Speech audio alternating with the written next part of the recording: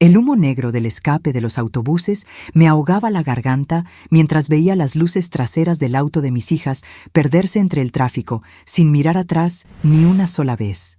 Soy Leonor, tengo 78 años. Fui la costurera más buscada de la capital y mis ojos han visto más hipocresía que telas finas. Creen que soy un trapo viejo que pueden desechar, pero olvidaron que yo conozco el punto exacto donde se rompe el hilo de su herencia. El sol de las 2 de la tarde caía a plomo sobre el asfalto sucio de la terminal de autobuses. Era un calor pegajoso, de esos que se te meten debajo de la ropa y te hacen sentir más pesada, más vieja.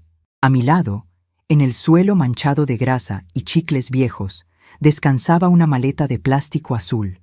No era mía, era una que Mónica, mi hija mayor, había comprado en una oferta de supermercado hacía 2 días. Para el viaje, mamá, es más ligera, me dijo con esa sonrisa torcida que pone cuando miente. Dentro de esa maleta ridícula estaba, según ellas, toda mi vida. 3 vestidos de algodón, mis medicinas para la presión, un par de zapatos ortopédicos y una foto enmarcada de mi difunto esposo, Alberto. Eso era todo lo que, a su juicio, necesitaba para irme a morir lejos.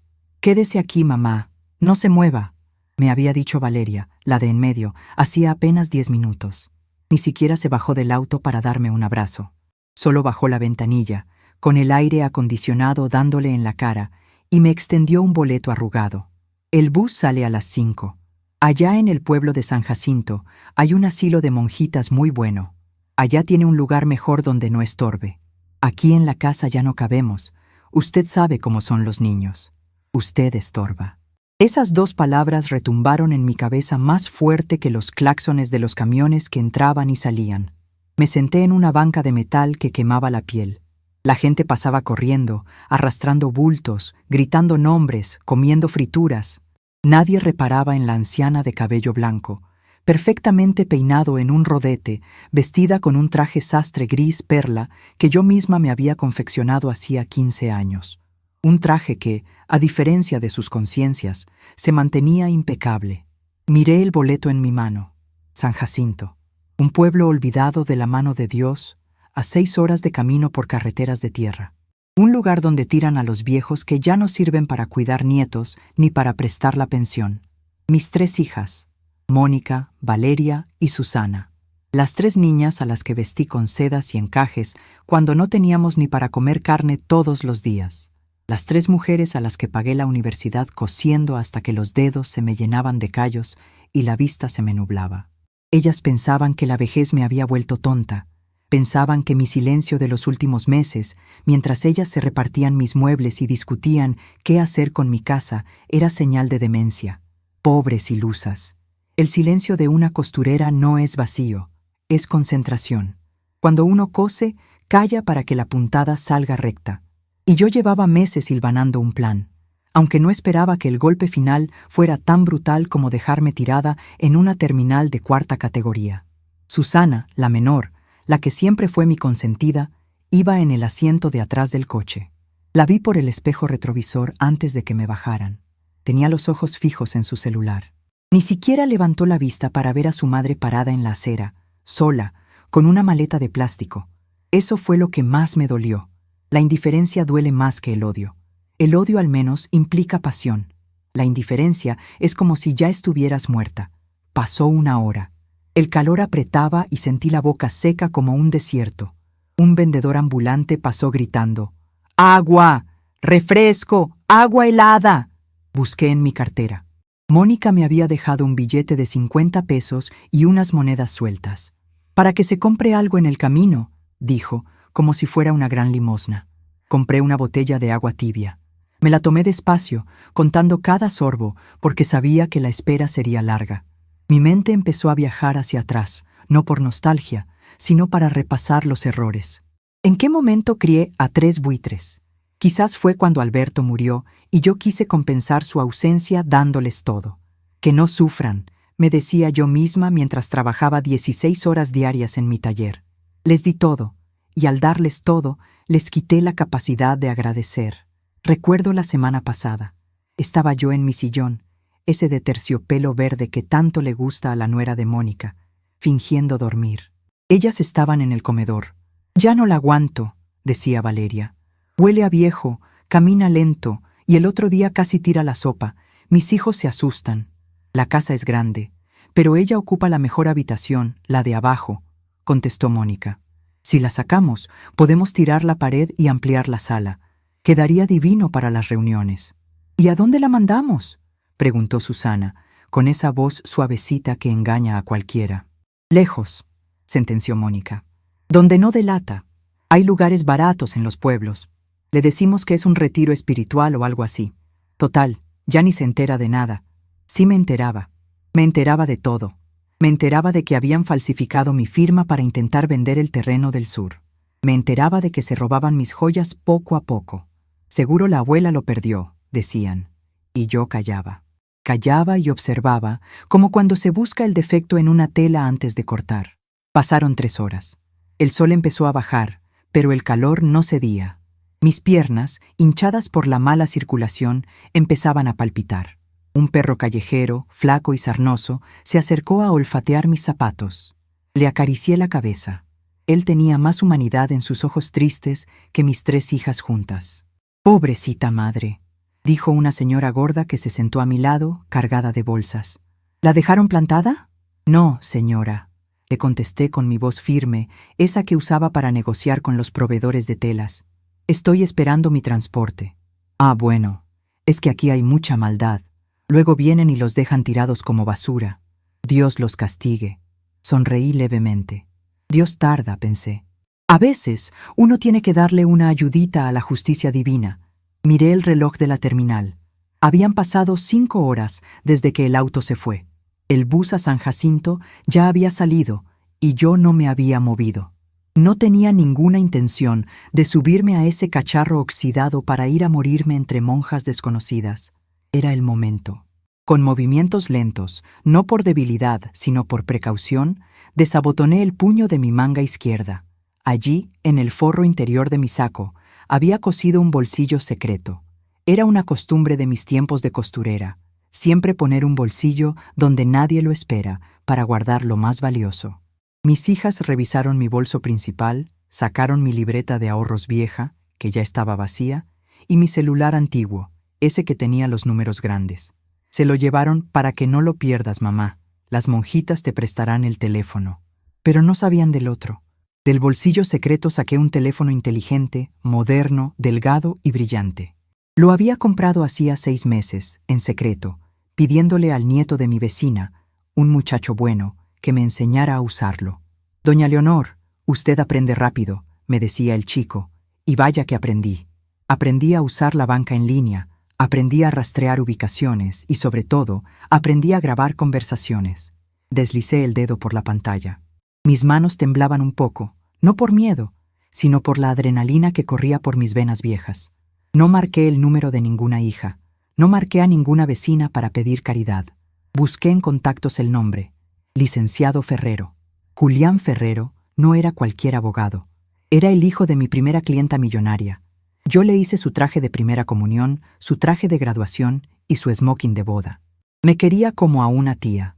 Y, más importante aún, era el tiburón legal más temido de la ciudad.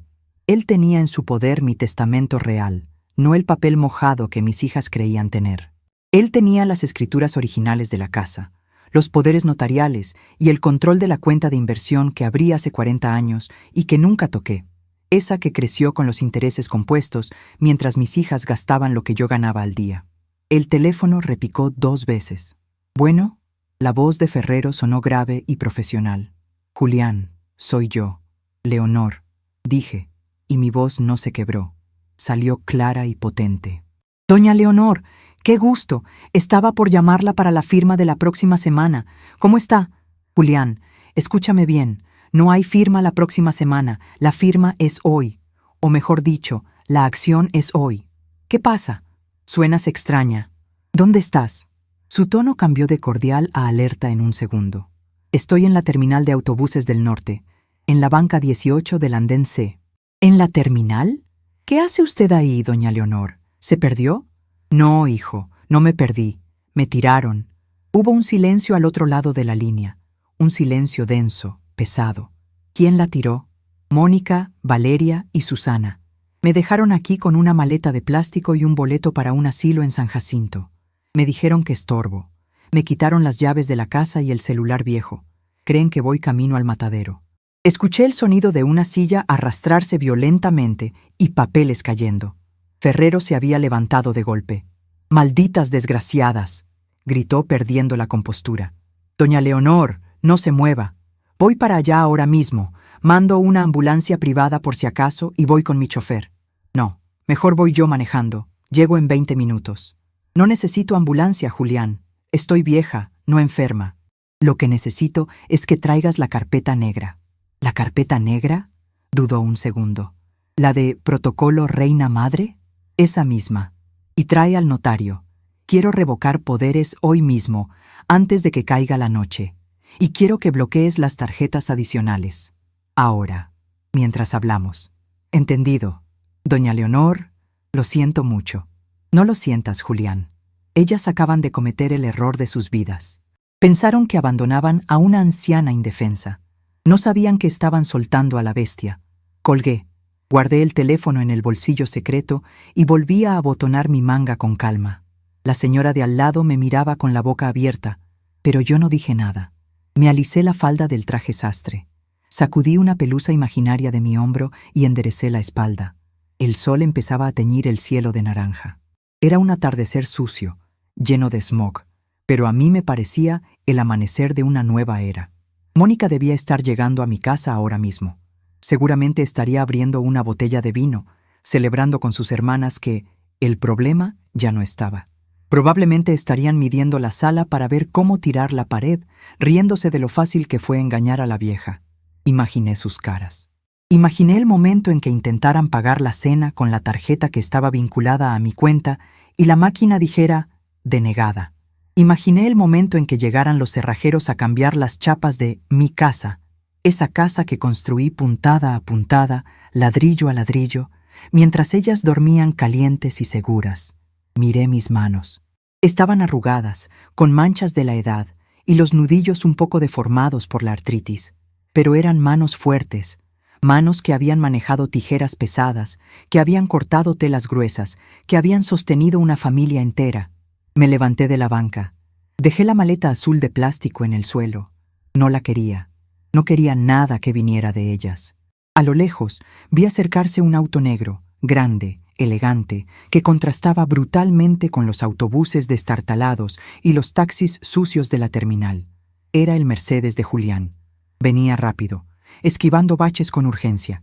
La gente se apartaba al ver el vehículo. El coche se detuvo justo frente a mí, ignorando los pitos de los guardias de tránsito.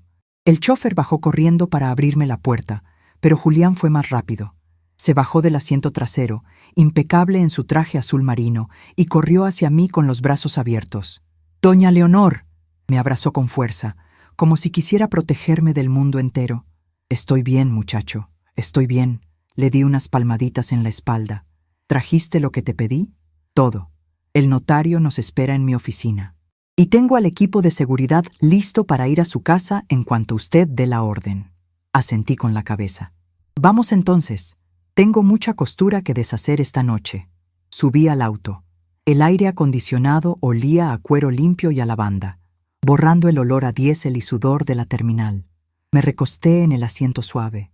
Mientras el auto arrancaba, vi por la ventanilla la maleta azul, sola y abandonada en la acera, rodeada de basura. Ahí se quedaba la madre abnegada.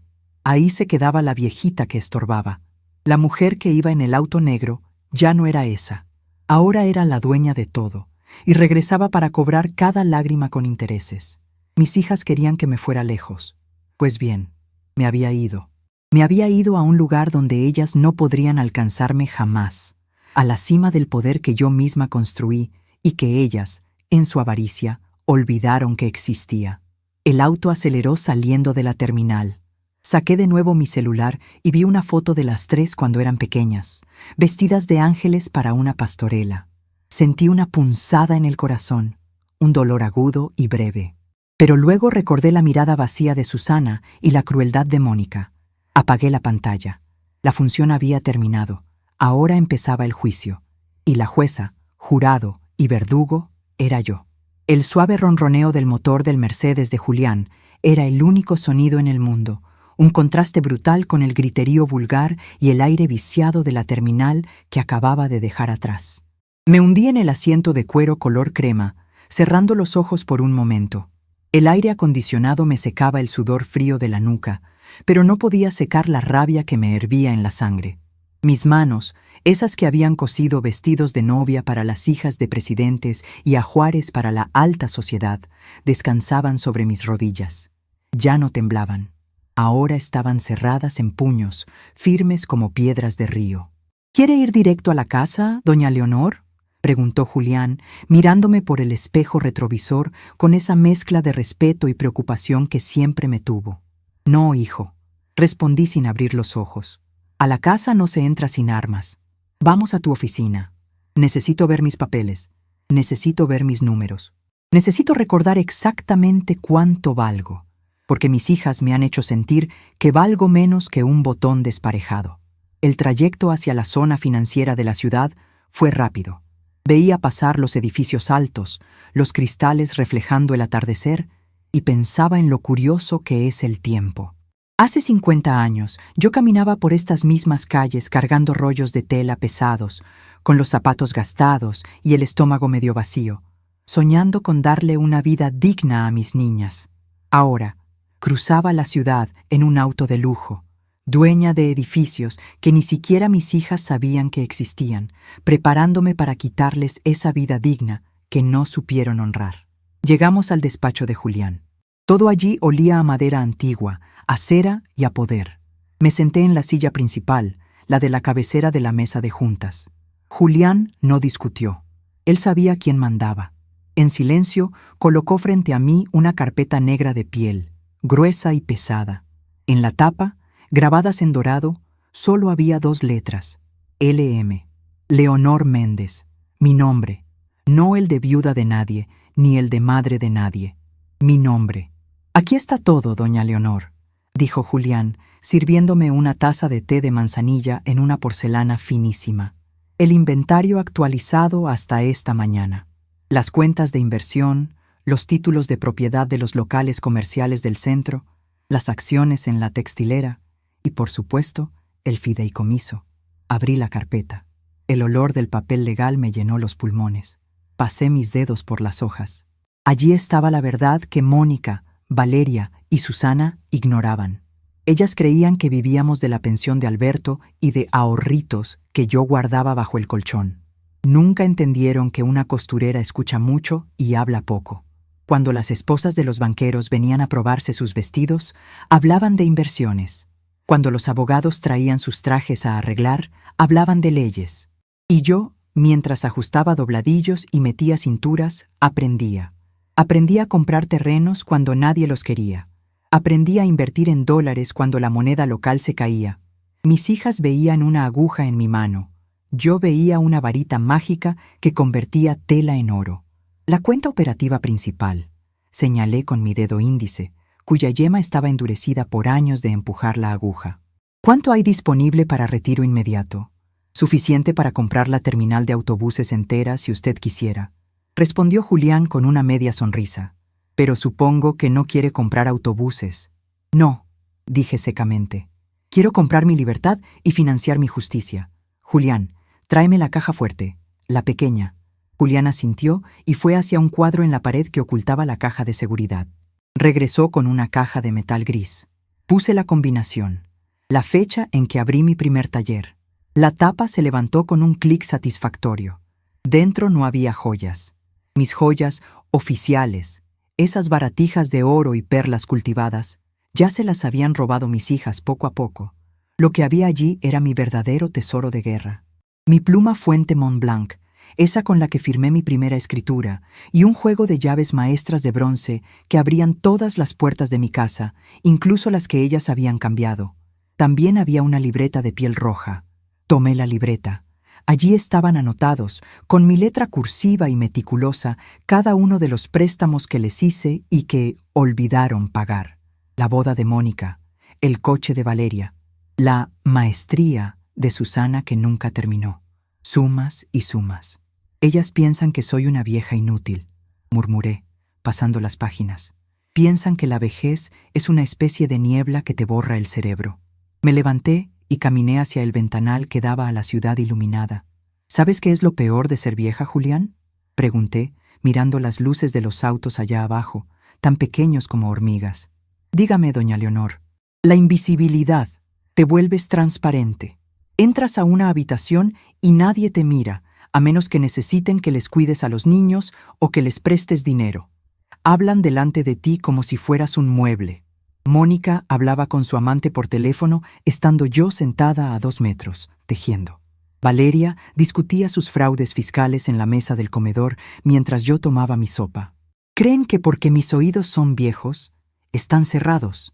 Creen que porque mis ojos lagrimean, no ven. Me giré bruscamente hacia él. Esa invisibilidad fue mi mejor arma. Me permitió ver quiénes eran realmente. Y hoy, Julián, se les acabó el encanto.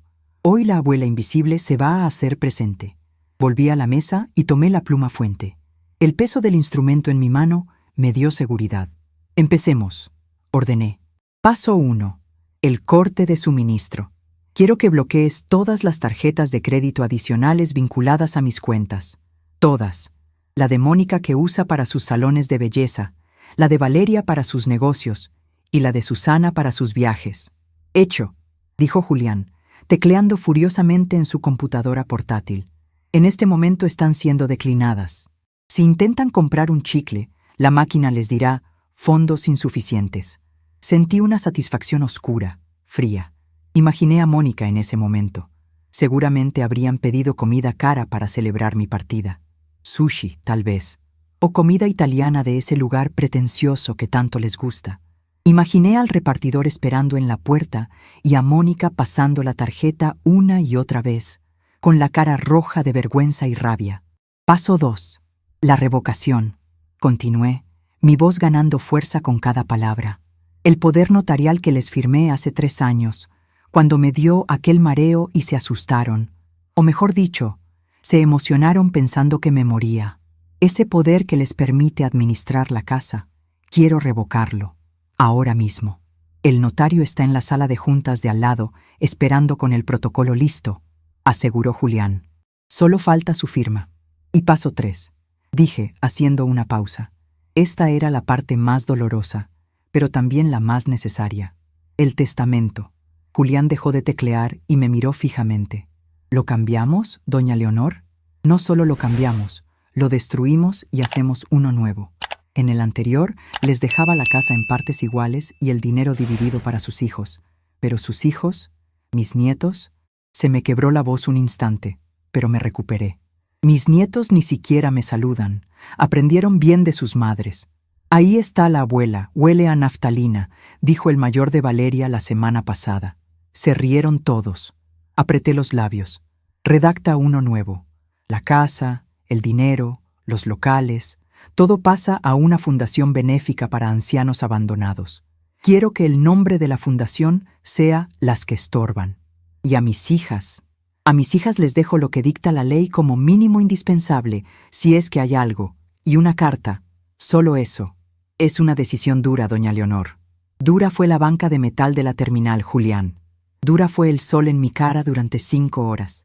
Dura es la soledad cuando estás rodeada de familia. Esto es solo justicia. Una puntada recta para cerrar una herida abierta. El notario entró en ese momento. Era un hombre bajo y calvo, con cara de sueño, pero se despertó de golpe al ver mi expresión. Leí los documentos con la precisión de quien revisa un patrón de costura. No se me escapó ni una coma. Firmé cada hoja con mi pluma Montblanc, viendo cómo la tinta negra se secaba, sellando el destino de mis 3 niñas. Con cada firma sentía que me quitaba un peso de encima. La maleta de plástico azul que se quedó en la terminal contenía a la víctima. La mujer que firmaba estos papeles era la sobreviviente. «Listo», dijo el notario, poniendo su sello con un golpe seco que resonó como un disparo. A partir de este segundo, sus hijas no tienen autoridad legal sobre nada, ni sobre sus cuentas, ni sobre su propiedad, ni sobre su persona. Miré el reloj de pared. Eran las 8 de la noche. «Bien», dije, cerrando la pluma. «Ahora viene la parte física. Julián, ¿tienes contacto con esa empresa de seguridad privada? ¿Los que parecen armarios con patas? Sí, doña Leonor. Seguridad Titán. Son exmilitares. Muy discretos, muy efectivos. Contrátalos. Quiero 3 guardias en la puerta de mi casa esta misma noche. No quiero que entren, no todavía. Quiero que estén afuera, que se vean. Que mis hijas se asusten un poco al ver hombres uniformados mirando la casa. Y quiero que tú me lleves. ¿A la casa? Julián parecía alarmado. Doña Leonor, es arriesgado. Podría haber gritos, violencia. No voy a entrar a pelear a gritos como una puestera, Julián. Tengo clase. Voy a entrar a mi casa por la puerta grande. Voy a entrar a dormir en mi cama. Y si ellas dicen una sola palabra fuera de lugar, tú les mostrarás la revocación del poder, y los guardias les mostrarán la salida. Me puse de pie y me alicé el traje sastre gris. Me miré en el reflejo del cristal. A pesar del cansancio, mis ojos brillaban con una intensidad que no había visto en años. Me arreglé el cabello blanco, asegurando las horquillas del rodete. ¿Sabe qué, Julián? Dije mientras él recogía la carpeta negra. Toda mi vida cosí para que otros brillaran.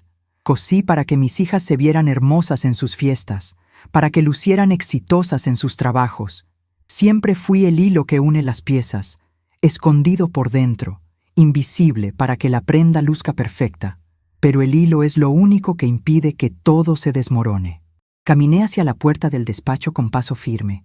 Hoy voy a demostrarles qué pasa cuando se tira del hilo equivocado. Se deshace todo el vestido, y se van a quedar desnudas en medio de la calle. Julián me abrió la puerta y sonrió con admiración. Después de usted, reina madre. Bajamos al estacionamiento. La noche ya había caído por completo sobre la ciudad, pero yo nunca había visto el camino tan claro. Tenía los recursos, tenía la ley, tenía la voluntad, y tenía algo que ellas no esperaban. Las llaves maestras de mi propia vida que tintineaban en mi bolsillo como campanas de guerra. Subí al auto. Esta vez no cerré los ojos. Miré hacia el frente, hacia el camino que nos llevaría de vuelta a mi casa, mi territorio ocupado. El motor rugió y salimos a la oscuridad. El miedo se había quedado en la terminal junto con la botella de agua tibia. Ahora solo quedaba la ejecución de un plan perfecto, cortado a la medida de su traición. El motor del Mercedes se apagó con un susurro apenas perceptible, como si el auto mismo entendiera que nuestra llegada requería sigilo.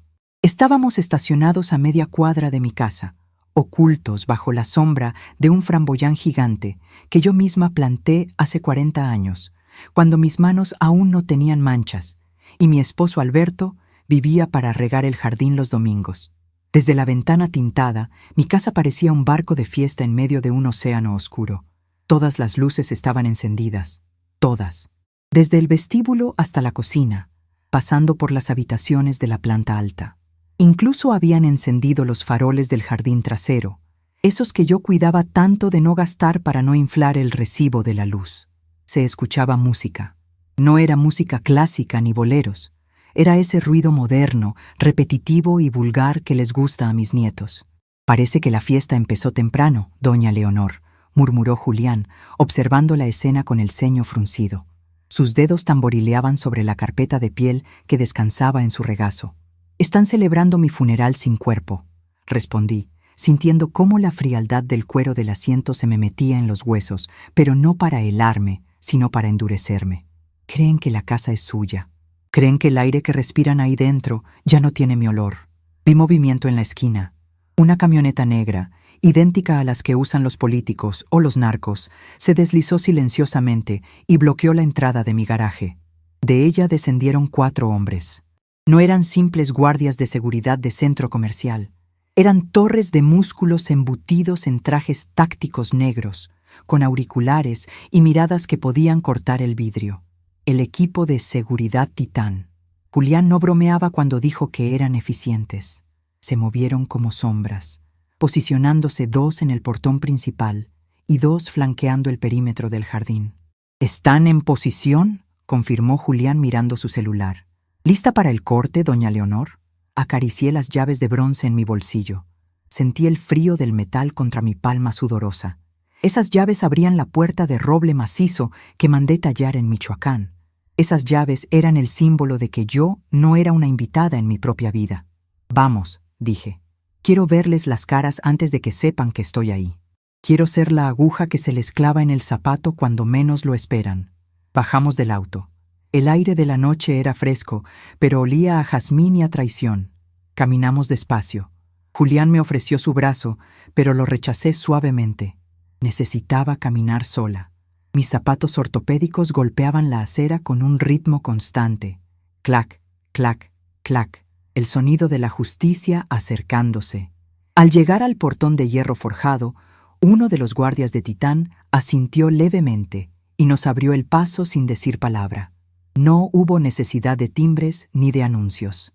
Me deslicé por el camino de piedra laja hacia la puerta principal. Desde adentro, las voces se oían claras, amplificadas por la euforia del alcohol y la victoria barata. Por fin, Dios mío, era la voz de Mónica, mi primogénita. Se oía pastosa, arrastrada. Pensé que nunca se iría. ¿Vieron la cara que puso cuando le dimos la maleta azul? Parecía un perrito mojado. Hubo risas. Risas crueles, de esas que raspan el alma. «Ay, Mónica, no seas así», intervino Susana, la buena, con su tono hipócrita. A mí me dio un poco de pena. Pero bueno, era lo mejor para ella. En San Jacinto estará tranquila, rezando. Aquí solo estorbaba. Además, necesitaba su cuarto para el estudio de yoga. «¿Y qué vamos a hacer con toda esa ropa vieja?», preguntó Valeria, siempre práctica, siempre calculadora. «Esos trajes sastres pasados de moda huelen a naftalina». «A la basura», sentenció Mónica. «Mañana contratamos un camión y que se lleven todo. Muebles, ropa, cuadros. Todo lo que huela a mamá se va. Quiero la casa limpia para el fin de semana». Invité a los de la asociación de padres. Me detuve frente a la puerta de roble. Mi mano tembló, pero no de miedo, sino de una ira pura y destilada. Querían borrarme, querían descoserme de la historia de esta familia como si fuera un hilo suelto en un dobladillo mal hecho. Saqué la llave maestra. La introduje en la cerradura con suavidad, girándola milímetro a milímetro para que los pernos no hicieran ruido. El mecanismo, bien engrasado, yo misma le ponía aceite cada 6 meses, cedió sin protestar. Empujé la puerta solo un poco, lo suficiente para ver y oír sin ser vista. Estaban en la sala. Habían movido mis sillones Luis XV contra la pared para hacer espacio. En el centro, sobre mi mesa de centro de cristal importado, había botellas de mi cava personal, vinos tintos de reserva que Alberto guardaba para ocasiones especiales, champán que yo reservaba para sus bodas, que ya habían pasado y fracasado.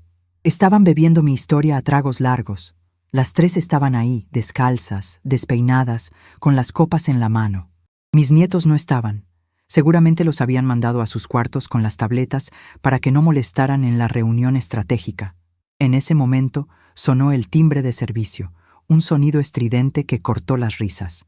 «Debe ser el sushi», dijo Valeria, levantándose con pereza. Pedí el combo premium del restaurante japonés de la zona dorada, 4,000 pesos de pescado crudo para celebrar la libertad. Valeria caminó hacia la entrada, pasando a 2 metros de donde yo me ocultaba en la penumbra del recibidor, detrás de un gran helecho. Abrió la puerta principal, sin notar que ya estaba desbloqueada. Un repartidor joven, con casco de motocicleta y cara de fastidio, sostenía 3 bolsas enormes de papel craft con logotipos elegantes. «Buenas noches, pedido para la señora Valeria Méndez. Son 4,250 pesos». «Sí, sí, cobra de esta», dijo Valeria con arrogancia, extendiendo una tarjeta dorada. Mi tarjeta adicional, la que yo le di para emergencias de los niños y que ella usaba como su monedero personal. El muchacho insertó la tarjeta en la terminal portátil. Hubo un silencio de 3 segundos. Luego, un pitido agudo y desagradable. «Bip, bip». «Declinada, señora», dijo el chico, mirando la pantalla. «¿Qué? Imposible». Valeria soltó una risita nerviosa. «Esa tarjeta tiene límite ilimitado. Es de mi madre, pero yo manejo las cuentas. Pásala otra vez. Seguro es tu maquinita que no tiene señal».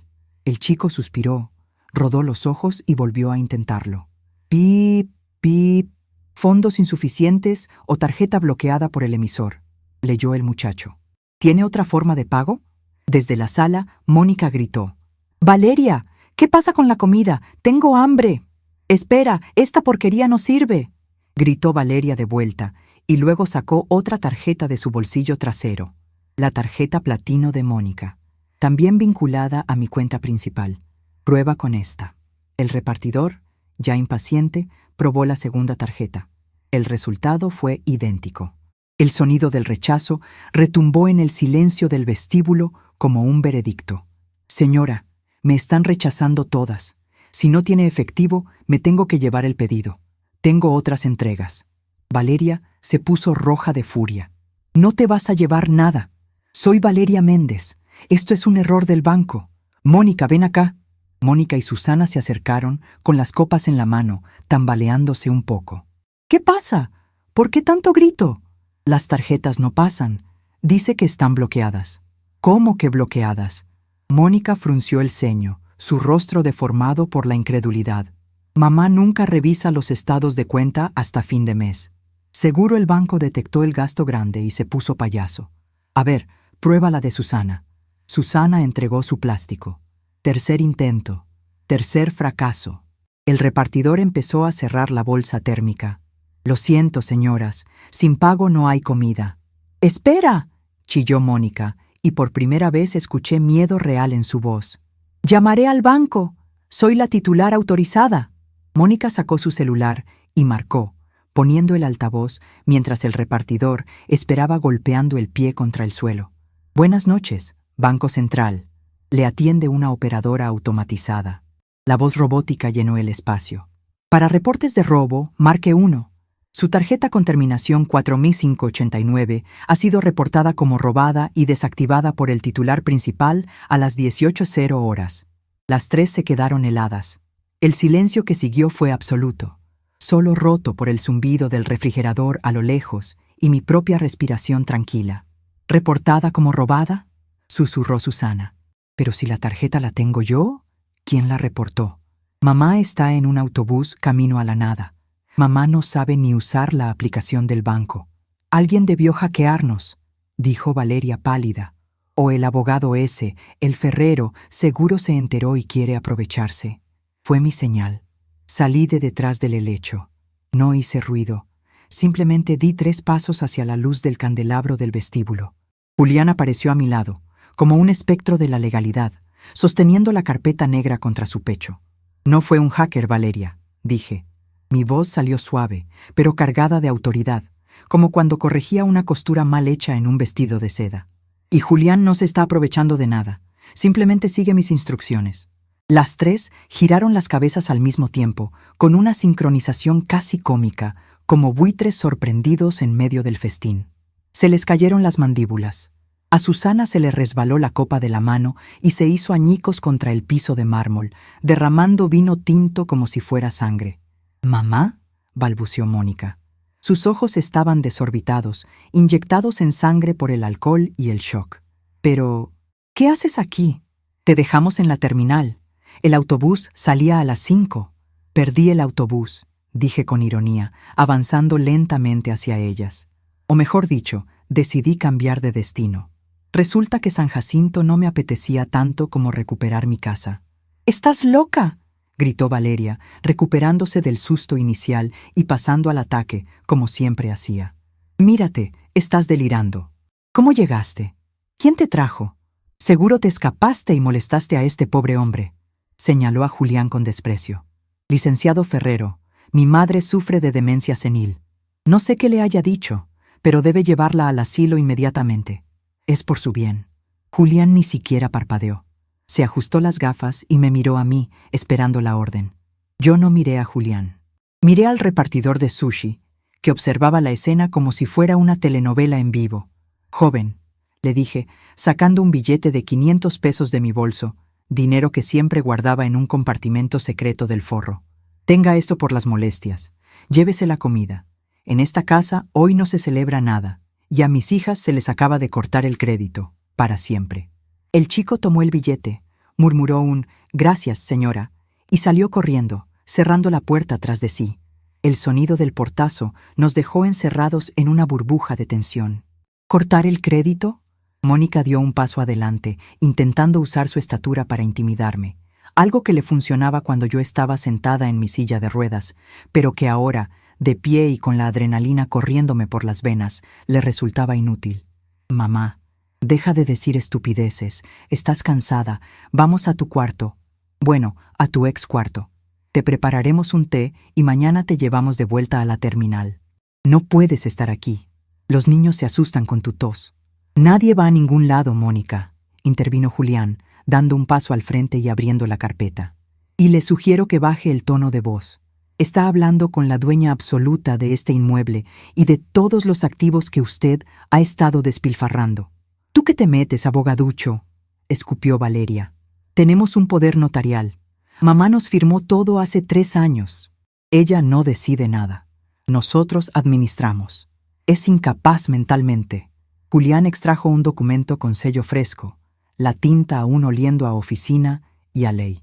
Documento notarial 8945, firmado y sellado hace 1 hora ante el notario público número 5, leyó Julián con voz monótona pero letal. Revocación total e irrevocable de todos los poderes, mandatos y representaciones otorgados anteriormente a favor de las señoras Mónica, Valeria y Susana Méndez. Levantó la vista y las miró por encima de sus lentes. En términos simples, ese papel que tienen guardado en la caja fuerte ya no sirve ni para envolver pescado. A partir de las 19:30 horas de hoy, ninguna de ustedes tiene autoridad legal sobre Leonor Méndez ni sobre sus bienes, y cualquier intento de usar sus tarjetas o cuentas será considerado fraude y robo calificado. Susana se dejó caer en el sofá, pálida como un papel. No puede ser. Mamá, no nos harías esto. Somos tus hijas. Caminé hacia la sala. Mis pasos resonaban en el silencio atónito de las 3 mujeres. Llegué hasta mi sillón favorito, ese de terciopelo verde que querían tirar. Pasé la mano por el respaldo, reclamando mi territorio. Me senté despacio, con la majestuosidad de una reina que regresa al trono después de una guerra. Crucé las manos sobre mi regazo y las miré. Realmente las miré.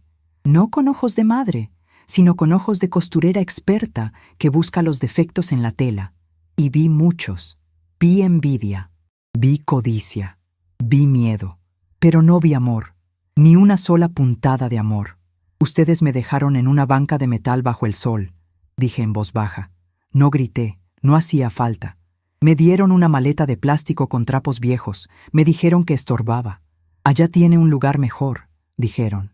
Era por tu bien, interrumpió Mónica, histérica. Aquí estás sola, necesitas cuidados. Cállate. Mi voz restalló como un látigo, cortando el aire. Mónica cerró la boca de golpe. No vuelvas a interrumpirme en mi casa. Respiré hondo. Pensaron que era un trapo viejo. Pensaron que mi silencio era estupidez. Pero olvidaron quién les enseñó a caminar, quién les enseñó a comer. Y más importante, quién pagó por cada vestido de marca que traen puesto. Olvidaron que todo lo que ven a su alrededor, desde el techo hasta el suelo, salió de mis manos, de mis agujas, de mis ojos cansados.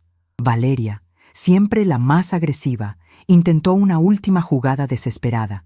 Se abalanzó hacia mí. «¡Dame ese teléfono!», gritó, intentando arrebatarme el celular que asomaba de mi bolsillo. «Seguro el abogado te lavó el cerebro. Voy a llamar a la policía. Voy a decir que la secuestraron». Antes de que pudiera llegar a medio metro de mí, la puerta principal se abrió de nuevo y entraron 2 de los guardias de Titán. Eran inmensos. Su sola presencia llenó la habitación de una amenaza física innegable. Valeria se frenó en seco, chocando contra una pared invisible de miedo. «¿Todo bien, señora Leonor?», preguntó el jefe de seguridad con voz grave. «Todo bajo control, comandante», respondí sin moverme. Mi hija Valeria estaba un poco alterada, pero ya se le pasó. «¿Verdad, hija?». Valeria retrocedió, temblando, mirando a los hombres armados, y luego a mí. «¿Metiste matones a la casa? ¿A nuestra casa?». «A mi casa», corregí. «Y no son matones, son mi nuevo sistema de seguridad. Porque resulta que en este barrio hay ladrones. Ladrones que se meten en la familia, que roban joyas de los cajones, que falsifican firmas y que abandonan ancianas en terminales de autobuses». Me levanté del sillón.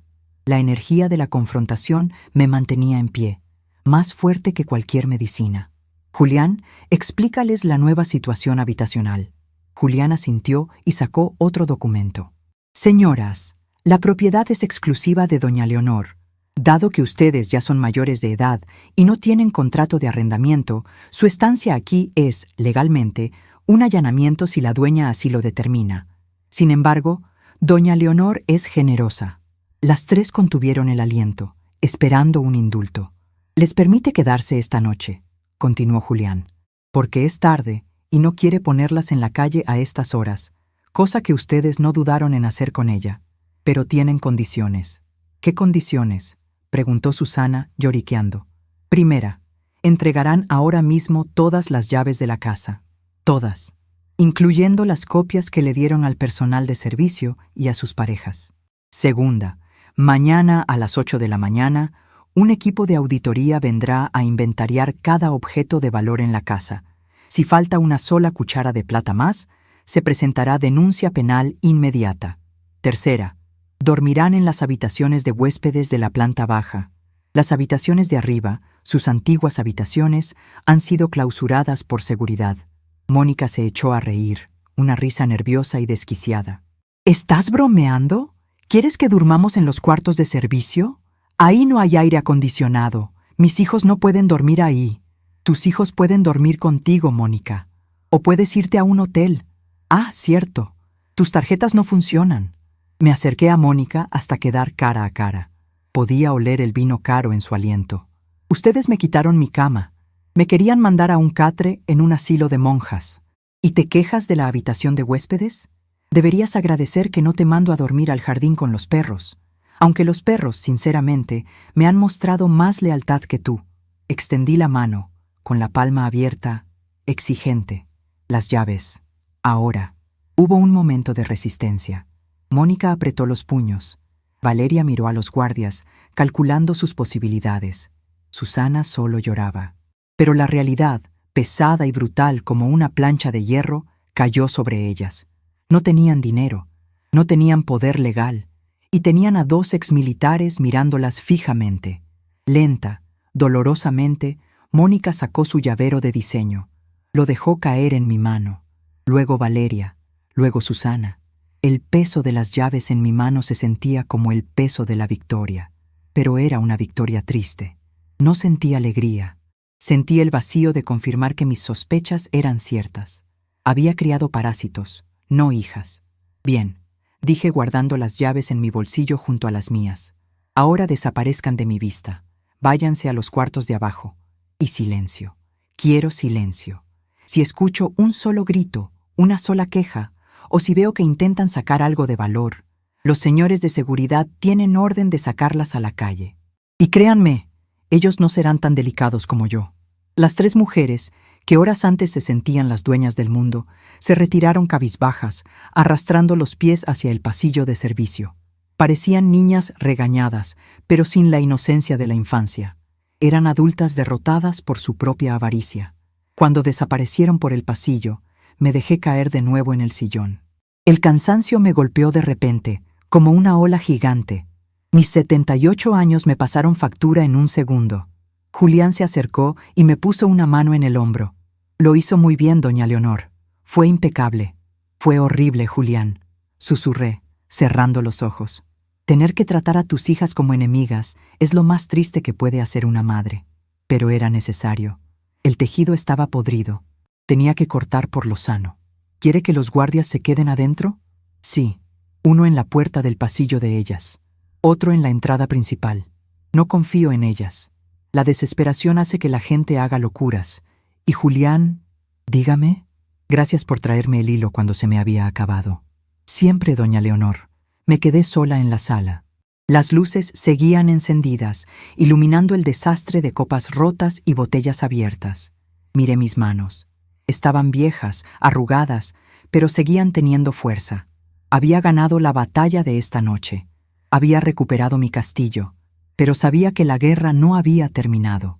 Mañana, cuando saliera el sol y la resaca se les pasara, intentarían contraatacar. Intentarían manipular a los nietos, llamarían a otros abogados, buscarían grietas en mi armadura. No importaba. Yo tenía el dedal puesto y la aguja enhebrada. Me levanté y caminé hacia el ventanal que daba al jardín. Mi reflejo me devolvió la mirada. Una mujer anciana, pequeña, de pelo blanco.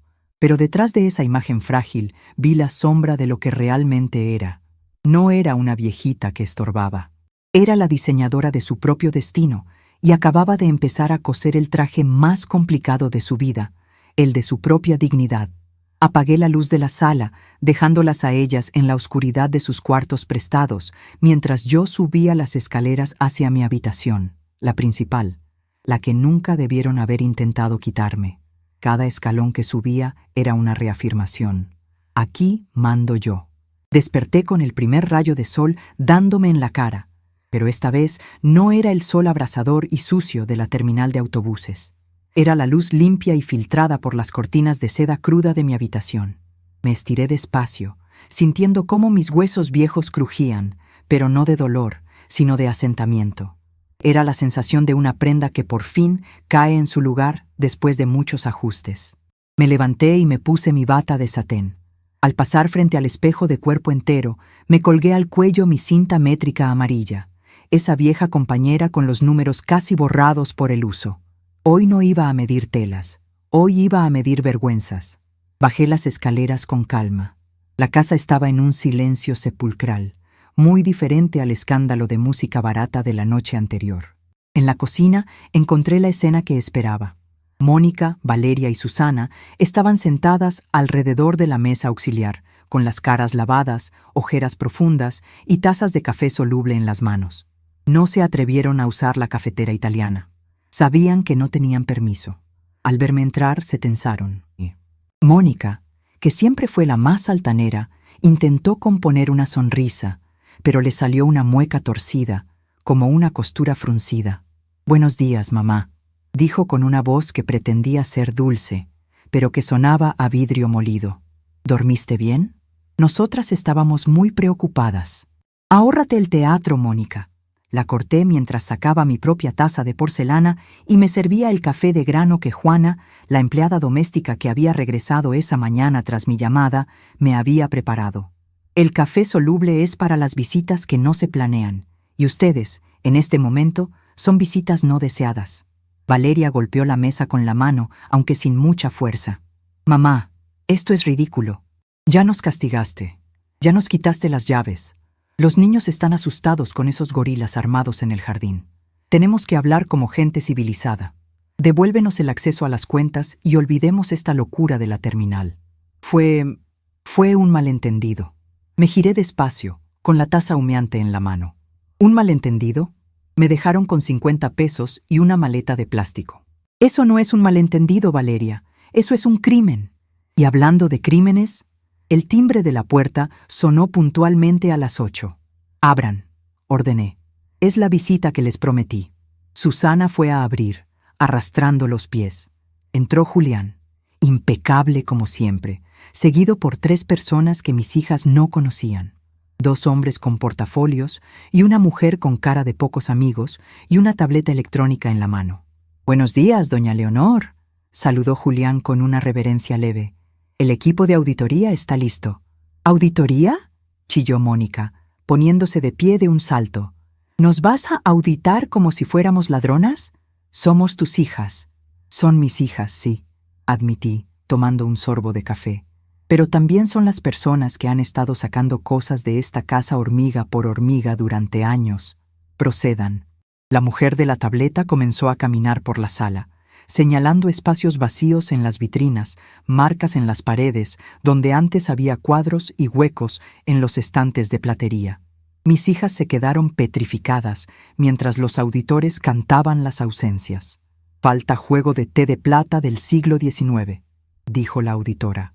«Falta pintura al óleo, paisaje de Oaxaca. Faltan 3 abrigos de piel de la colección de invierno. Faltan los certificados de las monedas de oro conmemorativas».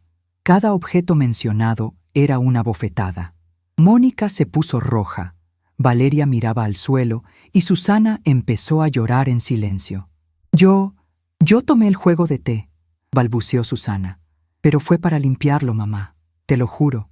Estaba muy opaco». «Mentira», dije tranquila. «Lo vendiste hace 3 meses en la casa de empeño del centro. Tengo el recibo de recuperación». Julián lo rescató la semana pasada. El silencio que siguió fue denso, pesado. Las había desnudado sin quitarles la ropa. Siéntense, ordené, señalando las sillas del comedor principal. Ellas obedecieron.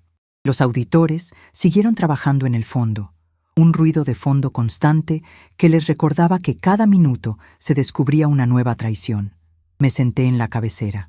Julián se colocó a mi derecha, sacando documentos de su inseparable carpeta negra. «Ustedes creen que mi dinero viene de la pensión de su padre y de lo que ahorré cosiendo dobladillos». Empecé, alisando el mantel imaginario con mis manos. «Siempre me vieron pequeña, la costurera», decían con cierto desprecio a sus amigas ricas. «Mi mamá cose para entretenerse». Mónica resopló. «Mamá, por favor, sabemos que papá dejó un seguro de vida decente, pero tampoco eres Rockefeller. No sé de dónde sacas para pagar a estos abogados y a la seguridad, pero te vas a gastar todo lo poco que queda». Sonreí. Fue una sonrisa fría, de esas que aprendí a poner cuando un cliente intentaba regatearme el precio de un trabajo de meses. «Julián, muéstrales el proyecto Ilván». Julián deslizó 3 carpetas gruesas sobre la mesa, una frente a cada una. «Ábranlas». Lo hicieron con desgano. Al ver la primera página, los ojos de Valeria se abrieron tanto que pensé que se le saldrían de las órbitas. «Esto no puede ser», tartamudeó Valeria. «¿Textiles del Norte S.A.D.C.B? ¿La fábrica que provee uniformes a todas las escuelas del Estado? ¿La que exporta mezclilla a Estados Unidos?» «Esa misma», dije. «La fundé hace 30 años, cuando ustedes estaban en la secundaria preocupadas por sus fiestas de 15 años. Empecé con 2 máquinas industriales en un local rentado. Hoy son 3 naves industriales y 500 empleados. Pero...» Mónica pasaba las páginas frenéticamente. «Aquí dice que la accionista mayoritaria es una tal Inversiones LM, Leonor Méndez», aclaró Julián. «Su madre no solo es dueña de la casa donde duermen, es dueña de la empresa que fabrica la ropa que venden en tu boutique, Mónica». Mónica soltó la carpeta como si quemara. «¿Qué? No. Yo compro a proveedores exclusivos en la capital, proveedores que son subsidiarias mías», expliqué, disfrutando cada palabra. «He estado subsidiando tu negocio desde el día 1, hija. Esas telas italianas que vendes tan caras salen de mis telares en el polígono industrial. Y el local de tu boutique, ¿quién crees que es la dueña del edificio?» Mónica palideció. «Yo le pago renta a la inmobiliaria Horizonte, que es propiedad al 100% de doña Leonor», remató Julián. Miré a Valeria. «Y tú, la genio de las finanzas. Ese préstamo que te salvó de la quiebra hace 2 años, cuando te metiste en ese esquema piramidal estúpido. ¿Quién crees que compró tu deuda mala para que no fueras a la cárcel por fraude?» Valeria empezó a temblar. «Fue un grupo de inversionistas anónimos». «Fui yo», dije, golpeando la mesa con mi dedo índice, protegido por un dedal de plata que saqué de mi bolsillo y me coloqué para enfatizar el golpe. «Yo compré tu libertad, Valeria, y tú me pagaste dejándome tirada en una terminal para que me pudriera». Susana, la menor, miraba a sus hermanas y luego a mí, con terror absoluto. «Mamá, ¿y yo? Yo no tengo negocios, yo solo cuido a mis hijos». «Tú vives de la mensualidad que te deposito religiosamente», dije con suavidad. «Una mensualidad que sale de los dividendos de mis acciones que, por cierto, están a mi nombre, no al de tu difunto padre como siempre creíste». Me puse de pie. La cinta métrica amarilla osciló sobre mi pecho. Durante años fingí ser la viejita que no entendía de números para ver si alguna de ustedes tenía la decencia de ser honesta. «Pobre mamá, no sabe usar el cajero», decían. Y yo, que manejo transferencias internacionales desde mi teléfono secreto, las dejaba hablar. Quería ver hasta dónde llegaba su avaricia. Y ayer llegué al final de la cinta. Se les acabó la medida. Mónica, con lágrimas de rabia y humillación en los ojos, intentó un último ataque. «Pues quédate con tu dinero. Vámonos, hermanas. No necesitamos sus limosnas. Nos llevaremos a los niños y no los volverás a ver. A ver quién te cuida cuando te enfermes de verdad». Esperaba esa amenaza. Era su carta más sucia, usar a mis nietos. «Siéntate, Mónica», dije con voz de trueno. «Aún no he terminado». Julián sacó 3 sobres más. «Como representante legal de doña Leonor, les informo que la educación de todos sus hijos, mis nietos, está pagada por adelantado hasta la universidad. directamente con las instituciones. Los fideicomisos están blindados. Ustedes no pueden tocar un centavo, pero si intentan alejar a los niños de su abuela, hay una cláusula de bienestar emocional que me permite cortar el flujo de dinero para sus colegios privados de lujo. ¿Quieren pagar las colegiaturas ustedes con sus cuentas bloqueadas y sus negocios en quiebra? Adelante, llévenselos. Las tres se quedaron mudas. Habían perdido la reina, los alfiles y los peones. Estaban en jaque mate. ¿Qué quieres que hagamos?, preguntó Valeria con la voz rota, derrotada por completo. Ya no había arrogancia, solo miedo al abismo financiero que se abría bajo sus pies. Caminé alrededor de la mesa, despacio, tocando los hombros de cada una. No con cariño, sino con peso. Quiero que trabajen, dije. Se acabó la vida de señoras de sociedad. ¿Trabajar? Mónica me miró horrorizada. Sí, tú, Mónica, vas a administrar tu boutique, pero de verdad, se acabó la renta subsidiada. Vas a pagarme el precio de mercado. Y si no te salen las cuentas, cierras y te pones a vender tamales, no me importa.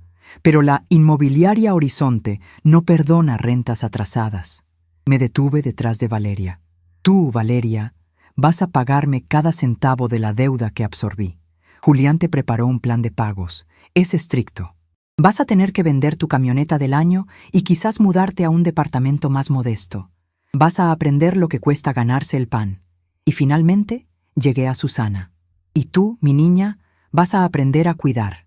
No a tus hijos, que eso lo hacen las niñeras, sino a la gente que estorba. Vas a hacer voluntariado en el asilo de San Jacinto. Sí, ese mismo al que me querían mandar. Vas a ir 3 veces por semana a lavar sábanas y a dar de comer a los viejitos que no tienen quien los defienda. Quiero el reporte firmado por la Madre Superiora cada viernes. Si falta una firma, no hay cheque para el supermercado. Me volví a sentar en mi cabecera, cruzando las manos sobre el regazo. Esas son mis condiciones. Si no les gustan, la puerta está abierta. Pueden irse ahora mismo. Pero se van con lo que traen puesto. Nada más. Ni coches, ni tarjetas, ni joyas. Las miré fijamente.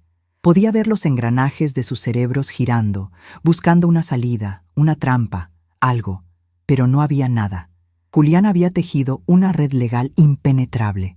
Y yo, su madre, había cerrado el corazón con doble nudo. ¿Y si aceptamos?, preguntó Susana en un susurro.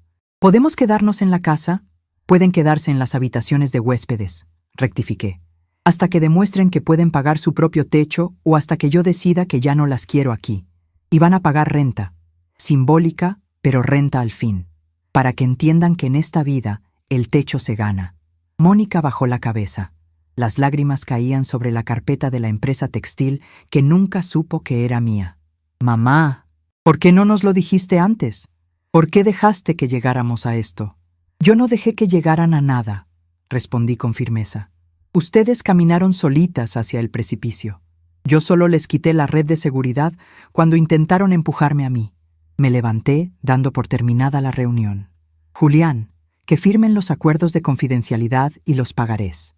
Si alguna de ellas habla mal de mí en sus círculos sociales, se activa la cláusula de penalización inmediata. Quiero que sigan siendo mis hijas ante la sociedad, pero aquí adentro sabrán que son mis deudoras. Caminé hacia la salida del comedor. Antes de cruzar el umbral, me detuve y me giré una última vez. Ah, y una cosa más. Esa pared que querían tirar para ampliar la sala, señalé el muro maestro que dividía el comedor del salón. Esa pared se queda, no porque sea estructural, sino porque me gusta. Y en esta casa, lo único que se va a romper a partir de hoy son sus ilusiones de vivir gratis. Salí al jardín. El sol ya estaba alto y brillaba con fuerza sobre las rosas que yo misma había injertado. Respiré hondo el aire de la mañana. Olía a tierra mojada y a victoria. Pero no era una victoria dulce como el azúcar. Era una victoria con sabor a hierro, necesaria y dura. A lo lejos, escuché el llanto de Mónica, un llanto fuerte y desesperado. No sentí lástima. Sentí, por primera vez en años, que las estaba educando. Tarde, muy tarde, pero al fin estaba haciendo mi trabajo de madre. Enseñarles que los actos tienen consecuencias y que a la mujer que les dio la vida y les construyó el mundo, se le respeta. Saqué mi celular secreto del bolsillo. Tenía un mensaje del banco. Transferencias de seguridad completadas. Activos protegidos. Guardé el teléfono y acaricié las flores de un rosal. Una espina me pinchó el dedo, sacando una gotita de sangre. Me la limpié sin inmutarme. Un poco de sangre es el precio de cualquier costura que valga la pena. Ellas habían querido desecharme como a un retazo inservible, pero acababan de descubrir que yo era la dueña de toda la tela, de todas las agujas y, sobre todo, de las tijeras que cortan el suministro de su ingratitud. Han pasado 6 meses desde aquella tarde en la terminal de autobuses. 6 meses desde que el sol me quemaba la piel y la traición me quemaba el alma. Hoy, el sol entra por el ventanal de mi sala, pero ya no quema, ilumina. Ilumina una casa que, por primera vez en décadas, funciona como un reloj suizo y no como un circo de 3 pistas. Estoy sentada en mi sillón de terciopelo verde, ese que querían tirar a la basura. Sobre mis piernas no tengo una manta de anciana friolenta, sino el libro de contabilidad de Textiles del Norte. A mi lado, Julián Ferrero bebe su café con una sonrisa satisfecha. No necesitamos hablar mucho. El silencio en esta casa ha cambiado de calidad. Antes era un silencio de indiferencia hacia mí. Ahora es un silencio de respeto, de ese que se gana cuando uno demuestra que tiene la mano firme y la tijera afilada. Son las 2 de la tarde del domingo, la hora del juicio semanal. La puerta del comedor se abre y entra Mónica. Ya no camina como si levitara sobre una nube de superioridad. Camina con el paso pesado de quien ha estado de pie 8 horas diarias, atendiendo clientes caprichosos. Sus manos, antes adornadas con uñas postizas de acrílico que le impedían agarrar una moneda, ahora lucen cortas, limpias y con un par de curitas en los dedos. «Buenas tardes, mamá», dice, y lo dice mirando a los ojos, no a la pantalla de un celular. «Buenas tardes, Mónica. ¿Cómo estuvo la semana en la boutique?» «Dura», admite, sentándose con cuidado. La nueva colección de otoño se retrasó. Tuve que ir yo misma a la bodega a clasificar las prendas porque no me alcanzaba para pagar horas extra al personal. «¿Y aprendiste algo?», pregunto, sin levantar la vista de mis números. «Que las cajas pesan», suspira, «y que la tela de mala calidad se nota al tacto. Tenías razón, mamá. La gente paga por la calidad, no por la etiqueta. Hemos subido las ventas un 15% desde que dejé de comprar basura importada y empecé a usar los textiles de tu fábrica». Asiento levemente. Es la primera vez en su vida que Mónica habla de trabajo real y no de relaciones públicas. Luego entra Valeria. Ha llegado en un auto compacto, un modelo económico que compró tras vender su camioneta de lujo para abonar a la deuda que tiene conmigo. Trae una carpeta bajo el brazo. Se le ve más delgada, pero no de esa delgadez de dieta de moda, sino de la que te da el estrés de tener que cuadrar cuentas reales. «Aquí está el depósito de este mes, madre», dice poniendo un comprobante bancario sobre la mesa. «Y el plan de austeridad de mi casa. Corté el servicio de jardinería y las clases de equitación de los niños. Ahora van a fútbol en la liga municipal». «¿Y qué dicen los niños?», inquiero, recordando cómo mis nietos me miraban con asco antes. «Al principio lloraron», confiesa Valeria, bajando la vista. «Pero el fin de semana pasado metieron su primer gol. Estaban felices. Creo que les hace bien pisar tierra y no pasto sintético». Finalmente, llega Susana. Ella es la que más ha cambiado. Su rostro, antes maquillado para ocultar el vacío de su vida, ahora está lavado y tiene un brillo diferente. Huele a jabón neutro y a desinfectante. Viene del asilo de San Jacinto. «Hola, ma», dice suavemente, y se acerca a darme un beso en la frente. Antes le daba asco tocar mi piel vieja. Ahora lo hace con naturalidad. «¿Cómo están mis amigos de San Jacinto?», pregunto.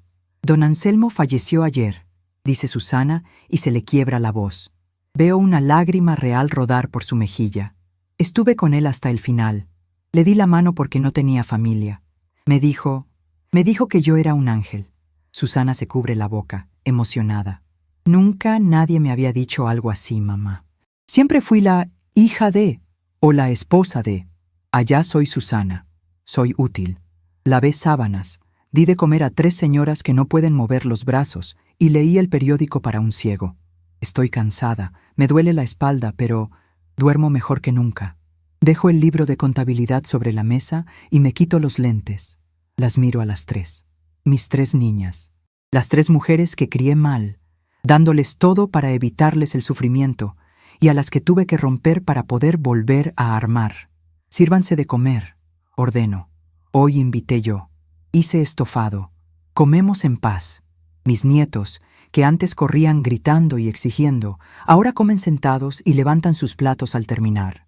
Valeria les ha enseñado que la abuela no es un mueble, sino la capitana del barco, y que si la capitana se enoja, el barco se hunde. Al terminar el café, Julián carraspea. Es la señal. Hijas, digo, y el silencio se hace absoluto. Han pasado 6 meses de prueba. Han llorado, han pataleado y han sudado. Han pagado renta por vivir en la casa donde nacieron y han trabajado para pagar la comida que se llevan a la boca. Ellas se tensan, esperan el veredicto. ¿Las correré? ¿Les devolveré todo? He tomado una decisión sobre el futuro de mi patrimonio. Anuncio. Mónica aprieta los puños sobre el mantel. El viejo brillo de la codicia intenta asomar, pero lo reprime rápido.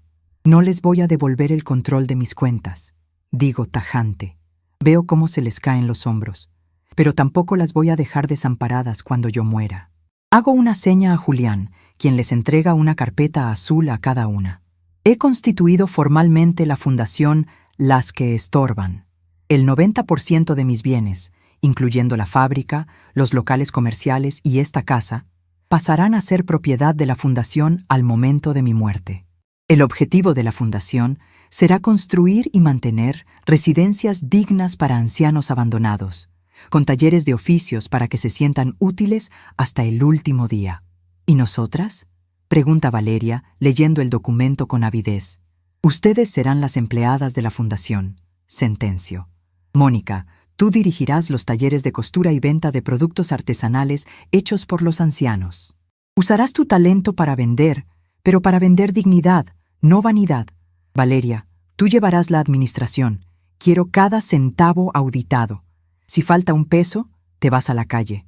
Y tú, Susana, tú serás la directora operativa de los asilos.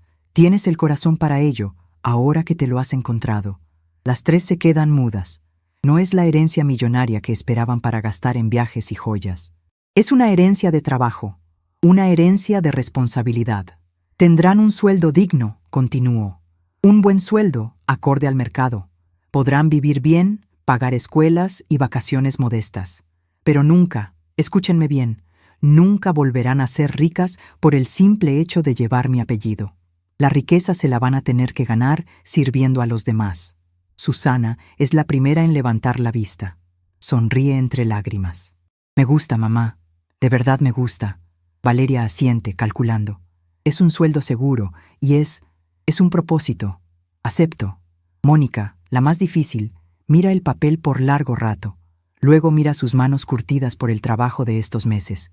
Yo solo quería ser importante, mamá. Quería que la gente me admirara. La gente admira a quien construye, hija, no a quien gasta, le respondo. Con esta fundación harás algo que valga la pena recordar. Mónica respira hondo y asiente. Está bien, trato hecho. Me levanto de la mesa. Me duelen las rodillas, la edad no perdona, pero me siento más ligera que nunca. He descosido el traje viejo y apolillado de mi familia y he confeccionado uno nuevo. Es un traje de trabajo, de tela resistente, con costuras dobles para que no se vuelva a romper. Salgo al jardín, dejando que ellas discutan los detalles con Julián. El sol de la tarde baña mis rosales.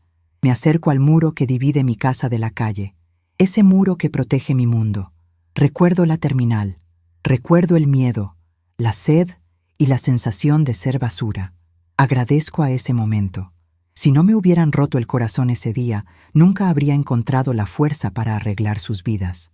A veces, el amor de madre no es un abrazo suave.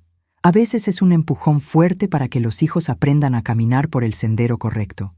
Saco mi celular, el moderno, el que ya no es secreto porque ahora todos saben que la abuela Leonor lo ve todo y lo sabe todo. Marco el número de la Madre Superiora de San Jacinto. Madre, soy Leonor. Prepare las camas. Mañana mando el primer camión con colchones ortopédicos nuevos. Sí, y dígale a don Anselmo, que en paz descanse, que su muerte no fue en vano. Él le enseñó a mi hija a ser humana. Cuelgo. El viento mueve las hojas de los árboles. Soy Leonor. Tengo 79 años. Fui costurera, fui víctima y fui jueza. Pero hoy, al ver a mis hijas adentro, trabajando juntas, revisando papeles y planeando cómo ayudar a otros, siento que por fin soy lo que siempre quise ser. Una madre que deja un legado que no se puede gastar, ni robar, ni perder en una apuesta. Miro mis manos una última vez.